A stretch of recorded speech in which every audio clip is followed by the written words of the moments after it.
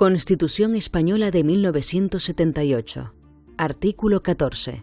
Los españoles son iguales ante la ley sin que pueda prevalecer discriminación alguna por razón de nacimiento, raza, sexo, religión, opinión o cualquier otra condición o circunstancia personal o social.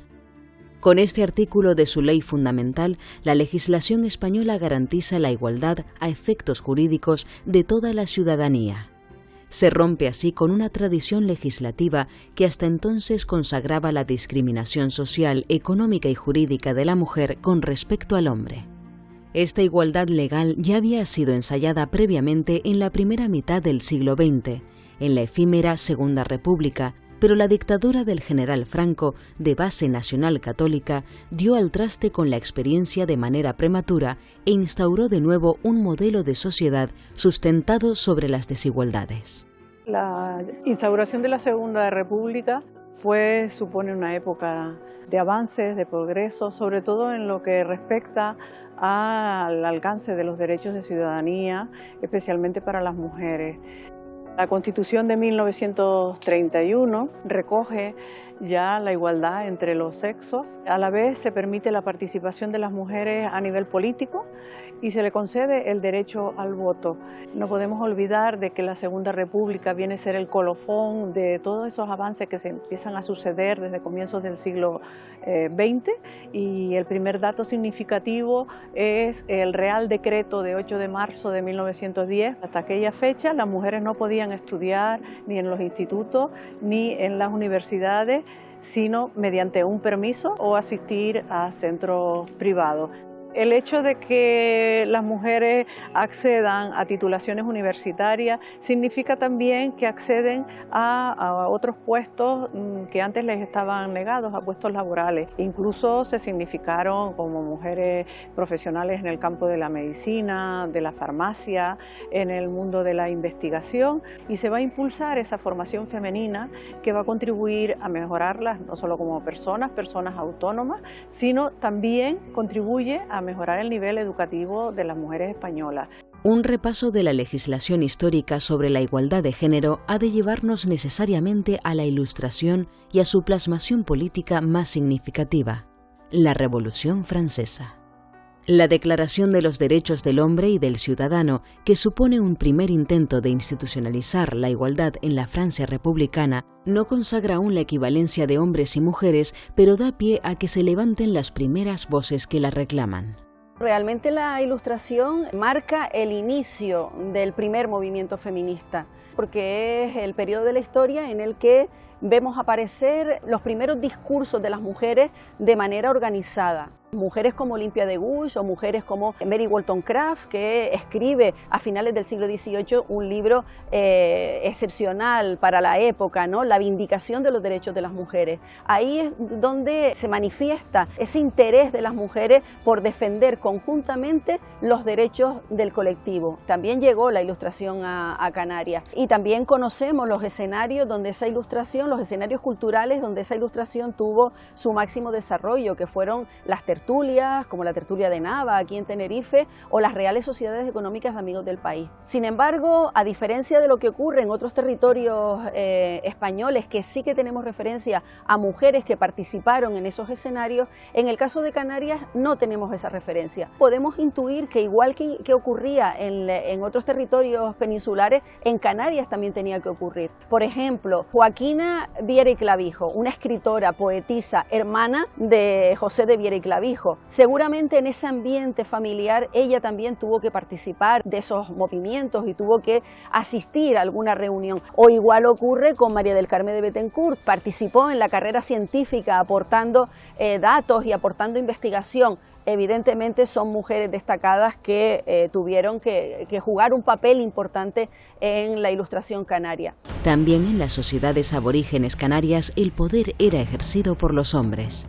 En el caso de Gran Canaria, algunas fuentes etnohistóricas, referidas únicamente al momento de la conquista, apuntan a que la legitimación de este poder se transmitía de forma matrilineal, es decir, a través de la mujer.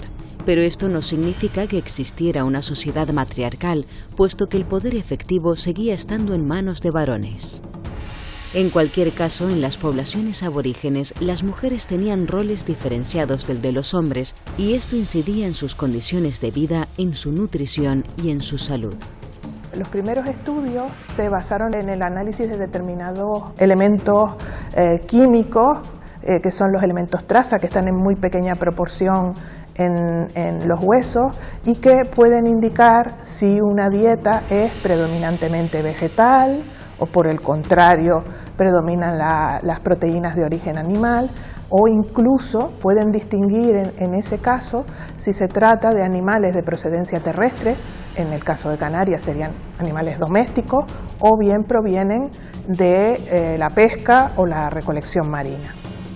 Las principales conclusiones a las que se llegaron es que en las islas pues había una dieta que provenía de esas tres fuentes, dependiendo según las islas predominaba más la dieta más vegetal, más basada en la agricultura, como es el caso de la isla de Gran Canaria, o otras donde las proteínas de origen animal, como en Tenerife, eran más importantes. Y en el caso concreto de las diferencias entre los individuos de sexo masculino y femenino, lo que se veía en general es que las mujeres tenían una ingesta mayor de productos de origen vegetal. Se vio una diferencia clara entre las poblaciones que vivían en las zonas costeras y las poblaciones que habitaban más hacia el interior, porque en ese caso el componente marino de la pesca o de la recolección de moluscos pues se ve claramente en las poblaciones costeras, y en ese caso parece que las mujeres y los hombres tenían un acceso más equilibrado, más parecido a esa fuente de alimentación. Y eso es una cosa que concuerda con los relatos que, por ejemplo, hablan en la división sexual del trabajo, que la explotación del mar, tanto los hombres como las mujeres practicaban la pesca, y hay una cita que me gusta mucho porque decían que nadaban igual hombres y mujeres y ellas mejor que ellos. Y luego cuando se repartía el producto de la pesca, las mujeres y los hombres recibían en igual proporción, e incluso si una mujer estaba embarazada, se le daba no solo su parte, sino una parte que correspondería a la criatura por nacer. La asunción de roles diferenciados para mujeres y hombres sigue estando vigente en la sociedad canaria después de la conquista, llegando hasta nuestros días. Lo que nos dicen las crónicas es que las mujeres, antes de lo que sería la conquista, había una serie de elementos que eran claves, que era lo que era el linaje y el patrimonio. Cuando se habla de mujeres, en el caso de las que forman parte de la élite, pues la mujer del adelantado, personajes claves de lo que sería la historia de Canarias en ese momento, y en cuanto a lo que sería la población de las islas, si pensamos por ejemplo en el caso de la reina de Lanzarote, ¿tiene poder? Evidentemente sí, es reconocida como tal, pero ¿cómo la definen los cronistas? Una mujer varonil, es decir, están estipulados una serie de atributos a hombres y a mujeres. En realidad, cuando se visibiliza la mujer, a partir sobre todo de esa época de colonización, es a partir del momento en que queda viuda. ¿Por qué? Pues porque aparece realizando todo tipo de actos jurídicos. Tenemos muchísimos casos comprando, vendiendo, reclamando, etcétera, etcétera. Incluso hay datos a ese nivel curioso. Cuando se reparten las tierras, por ejemplo en el momento de la conquista, la mayoría es para hombres. Hay para mujeres acompañadas de hombres, hay para mujeres que vienen con sus hijos, pero también hay para solteras. Pero siempre o normalmente se justifica porque han hecho algo excepcional, porque han cuidado enfermos, porque han contribuido a, es decir, no la mujer por sí misma como sujeto histórico, sino porque forma parte de. Partiendo de estos discursos, partiendo de estas ideas que se transmiten de cultura en cultura y que llegan, ¿no?, a la edad moderna y se toman como carta de naturaleza, bueno, pues a partir de ahí entendemos que haya todo un discurso misógino empeñado en demostrar que las mujeres por naturaleza eran inferiores a los hombres. No hay más que referirnos a La perfecta casada de Fray Luis de León, que se convirtió en un manual de referencia para todas las mujeres que iban a contraer matrimonio. Y en él se dan las pautas, ¿no?, de lo que debería ser esa perfecta casada. Por tanto, en la Edad Moderna está, yo creo que muy demostrado que el discurso dominante era el que situaba a las mujeres en un lugar subalterno con respecto a los hombres. Y además en todos los ámbitos, en el ámbito público está claro, ¿no?, las mujeres fueron excluidas de los ámbitos públicos, pero también en el ámbito privado, porque también en el matrimonio, en la familia, el sistema que opera es el patriarcal, en el que los hombres ejercen el poder y las mujeres la sumisión. Tras el golpe de Estado y la guerra civil, pues impone un modelo de mujer nacional católico, una mujer que sería educada para el hogar, para Dios y para la patria. Una mujer que digamos que tiene que responder a esos ejes y pilares de la sociedad, que va a ser reeducada y va a ser adoctrinada. A partir de la guerra civil y de la imposición del modelo dictatorial, y especialmente en Canarias, pues hay un retorno a la vida del hogar, y aunque las mujeres atienden la familia y desarrollan algún tipo de actividad, especialmente las mujeres de los sectores populares, el espacio de la mujer es el hogar. Y las mujeres que se les ha anulado sus derechos, pues ellas van a permanecer en el hogar supeditadas a ese espacio y bajo la autoridad del marido. Cabe recordar que ellas habían alcanzado una serie de derechos de ciudadanía, se les había reconocido el derecho al divorcio, se les había reconocido también la posibilidad de si tenían hijos solteras fueran reconocidos como hijos legítimos. Todos esos derechos fueron anulados y ellas quedan situadas al plano de una menor. Cuando desarrolla algún tipo de trabajo, el salario que reciben las mujeres siempre es inferior al de los hombres, y por otra parte está mal visto que las mujeres trabajan. Trabajan aquellas mujeres que están muy necesitadas, bien porque no hay hombres en la familia que puedan ganar el pan, porque es un poco incluso vergonzante en aquel contexto de que las mujeres tuvieran que trabajar porque era que el hombre pues no ganaba lo suficiente para sostener a la familia. Un factor adicional se da en el caso de la mujer rural, que implica una doble desigualdad debido a las tareas que tiene que asumir y a la dificultad para acceder a la educación reglada y al mercado laboral formal. Cuando lo hace, las condiciones de trabajo conllevan a menudo situaciones de discriminación y abuso. A partir de la instauración de la democracia en nuestro país, se produce un mayor incremento, una mayor participación y por tanto una mayor visibilidad de la mujer en lo que es el empleo formal remunerado. En este nuevo contexto económico, social y político, y con estas transformaciones del marco normativo e institucional, se produce un cambio trascendental, porque hasta entonces la participación en la presencia de la mujer estaba profundamente condicionada por la variable del estado civil. La mujer abandonaba el hogar y accedía a un puesto de trabajo remunerado solo durante su soltería, porque una vez que contraía matrimonio pues asumía el rol de esposa, de madre y dejaba definitivamente toda actividad remunerada.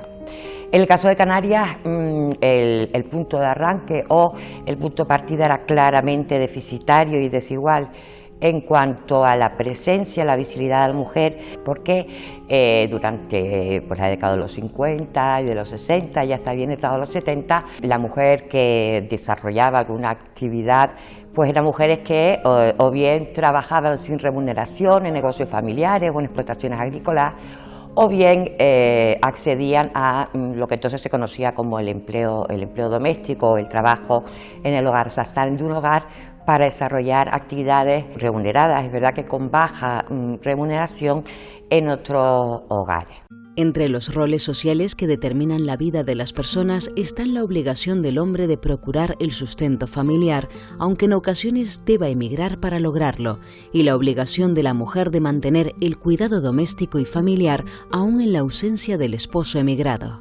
Surge así la figura de las viudas blancas. Las viudas blancas son aquellas mujeres que se quedaron atrás, que se quedaron en las islas esperando a sus maridos, que en muchos casos tardaron años, décadas, incluso algunos no volvieron nunca. En España la legislación franquista no otorgaba autonomía a las mujeres. Por ejemplo, algo tan sencillo como firmar un contrato de trabajo o abrir una cuenta en el banco era imposible sin autorización de los maridos, ¿no? Las viudas blancas eran mujeres casadas, así constaba legalmente, entonces no podían desarrollar una vida con independencia, ¿no? Cuestiones como salir a dar un paseo o ir a la playa era algo imposible porque estaba muy mal visto por la sociedad. De hecho, muchas de esas mujeres hablaban de guardarles el decoro a sus maridos, ¿no? Hay que recordar que hasta 1981 no aprobaron la ley del divorcio, con lo cual divorciarse para ellas no era una posibilidad. Estamos hablando de mujeres jóvenes que tenían toda la vida por delante, ¿no?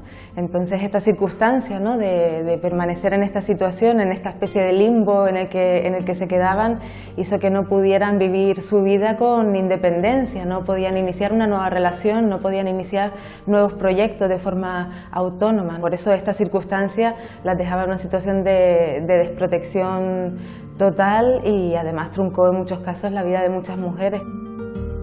Escribiéndonos y mandándonos dinero estuvo 10 años, pero después ya nada. Y que cuando pasan ya pues 4 o 5 años, pues ya no esperas nada, porque ¿qué vas a esperar? Y te dicen, no, él estaba ya con una y tal. Pues ya tenía él una compañera, yo no tenía nadie. ¿Y qué puede uno esperar? Nada, nada, absolutamente nada. Yo ya no esperaba nada de él.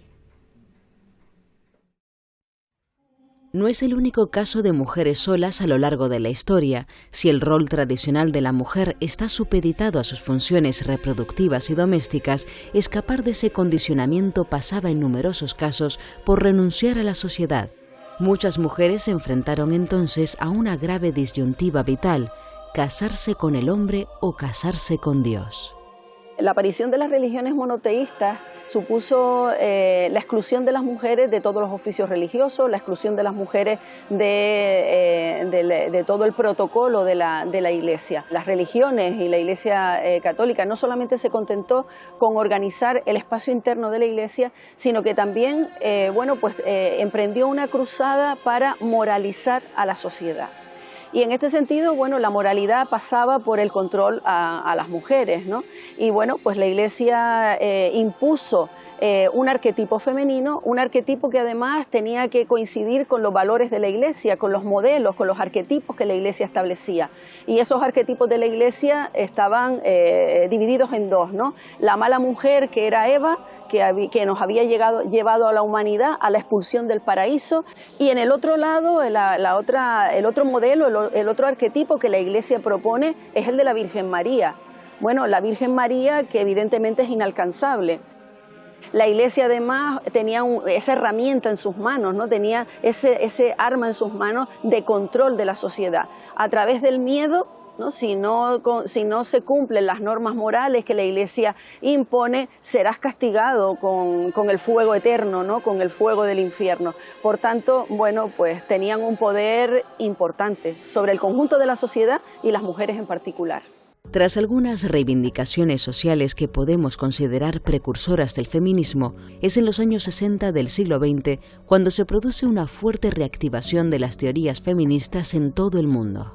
Los cambios que se producen en los años 60 en relación al avance del feminismo y de todo el discurso de la igualdad y el avance de los derechos de las mujeres tienen su antecedente después de la Segunda Guerra Mundial, cuando las mujeres demuestran que son capaces de incorporarse al mercado de trabajo y hacer lo que los hombres venían haciendo a lo largo de todo el desarrollo de las sociedades liberales. Los hombres vuelven del frente y se produce toda una reacción del orden patriarcal para convencer a las mujeres de que su estado más feliz era volver a casa. Y se despliega a través de la incipiente televisión, de la radio, de los medios de comunicación, todo un dispositivo de exaltación de la mujer moderna. Es una mujer educada, ya los derechos educativos estaban conseguidos, ya el derecho al voto estaba conseguido, entonces esta mujer educada, moderna, pues se quedaba en casa porque quería. Eso era lo que se vendía. Pero realmente lo que estaba sucediendo era otra cosa. Las mujeres empiezan a enfermar y no se sabe de qué. Y en el año 63, una escritora feminista americana que da en el clavo y comenta que ese mal que no tiene nombre se llama mística de la feminidad. Entonces esa mística de la feminidad hace que ellas enfermen porque son mujeres educadas, muchas de ellas, que tenían pensado y habían imaginado otro futuro y se dan cuenta de que lo que están viviendo no les gusta, ¿no? Entonces eso es una corriente del feminismo liberal, que se organizan las mujeres para que se les reconozca su derecho al trabajo, ¿no? Para que el mercado de trabajo les haga hueco, ¿no? Porque lo importantísimo en aquel momento era ganar la autonomía económica, es decir, sin autonomía económica no hay posible libertad de las mujeres. En esa década de los 60, pues empiezan a organizarse un movimiento de mujeres a nivel nacional en Estados Unidos, también en Europa, que concluye con la Revolución del 68 en Francia, ¿no? Es decir, todo el Mayo francés es una aceleración importante de la toma de conciencia de la opresión, no solamente de clase, sino también de género, ¿no? Y las mujeres se organizan para reivindicar la liberación sexual. Este impulso también tiene su eco en Canarias. Mujeres surgidas de los movimientos democráticos contra la dictadura van confluyendo en agrupaciones feministas y logran que se vayan despenalizando leyes discriminatorias a lo largo de los años 70. Antes de la muerte de Franco existían organizaciones de mujeres y que aprovechaban la infraestructura de la sección femenina para colarse y empezar a hacer su trabajo en los barrios de concienciación de las mujeres, de su opresión, etcétera, etcétera. Lo hicieron tanto de manera clandestina como infiltrándose en las organizaciones que ya existían, ¿no?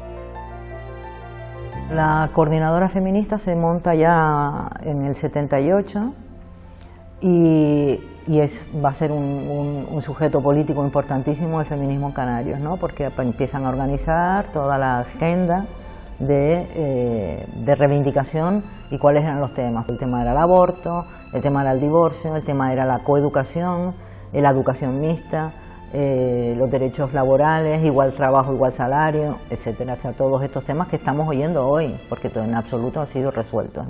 Pero los movimientos feministas no solo están integrados por mujeres, existe también un importante número de hombres concienciados por la necesidad de fomentar la igualdad. El movimiento de hombres por la igualdad de género tiene dos finalidades. La búsqueda de la transformación de los hombres para alejarnos del machismo que aprendimos, con el que nos criamos, el cuestionamiento de esa práctica, ¿no?, en el día a día cotidiano.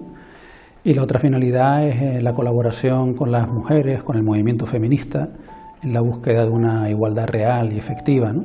Ese cuestionamiento tiene que ser a todos los niveles, ¿no? Si lo miramos a nivel individual, es pues ver cómo se nos enseñó desde una competitividad tóxica, exigente, cómo se nos enseñó a la desconexión con las emociones, de manera que los hombres han aprendido a aguantar mucho, pero poco a reconocer sus emociones, cómo gestionarlas.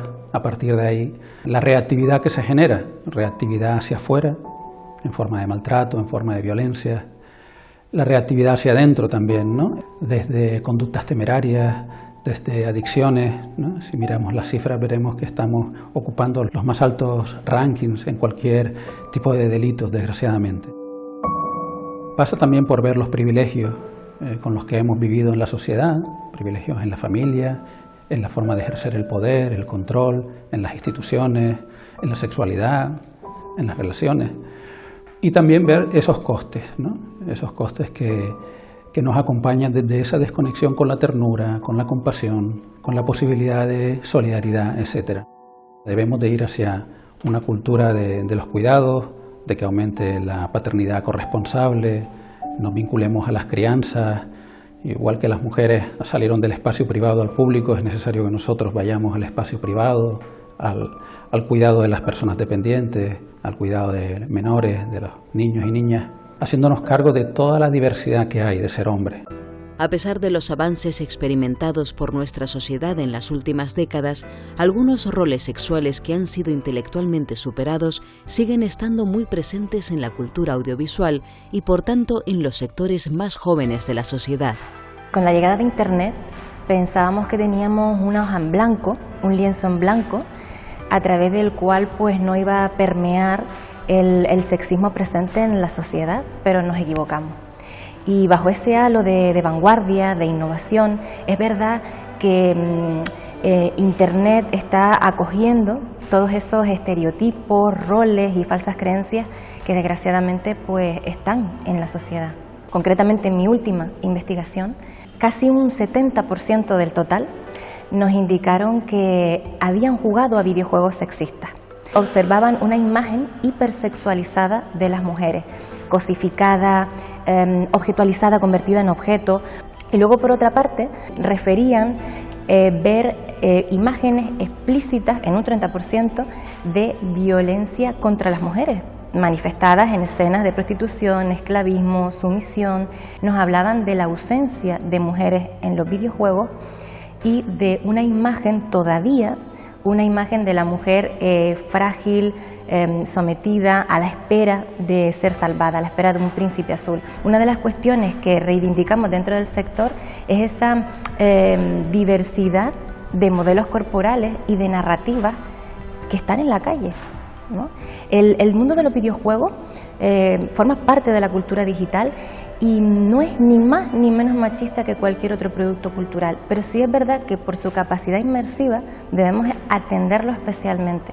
La identificación que tenemos con él o la protagonista va a ser muy diferente que cuando leemos un libro o cuando vemos una película, porque en la película no podemos tomar parte de la narración, no podemos cortar el relato, no podemos cambiarlo, pero en el mundo de los videojuegos sí, y esto tiene un impacto a nivel emocional y psicológico de quien juega que hay que aprovechar, porque ya hay estudios que avalan que si incorporamos valores positivos a este producto podemos hacer mejores personas, y ahí está el reto.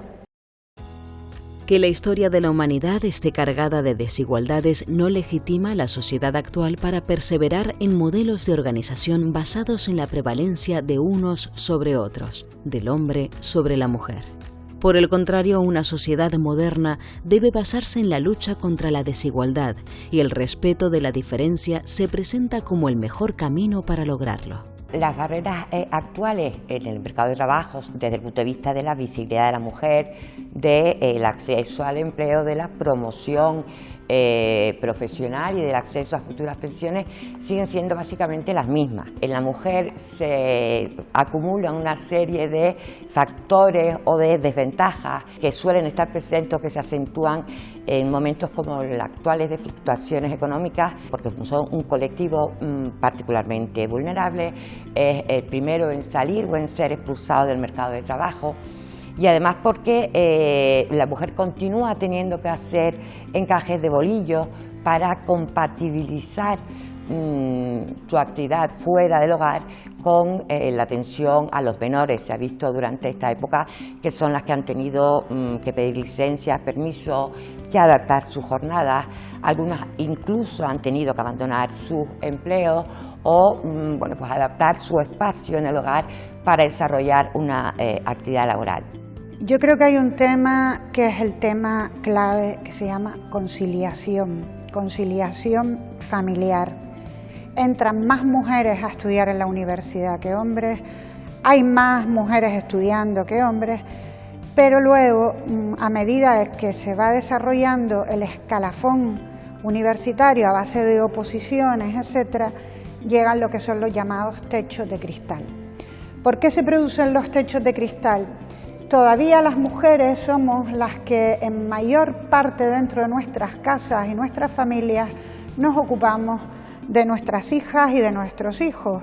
Tiene que haber una mayor concienciación social y los hombres en esto se tienen que implicar también. Tenemos que seguir luchando con nuevos valores, los hombres con nuevas masculinidades y que hay que trabajarse muchísimo unas relaciones que no sean tóxicas sino de amor y que cada cual mantenga también libremente la opción que considera. La educación y el conocimiento de la historia son las grandes herramientas para concienciar y generar comportamientos igualitarios que garanticen las mismas oportunidades para todas las personas y que nos permitan llegar al día en el que podamos decir que hemos dejado atrás la injusticia a la que tuvo que enfrentarse en el pasado la mitad de nosotros.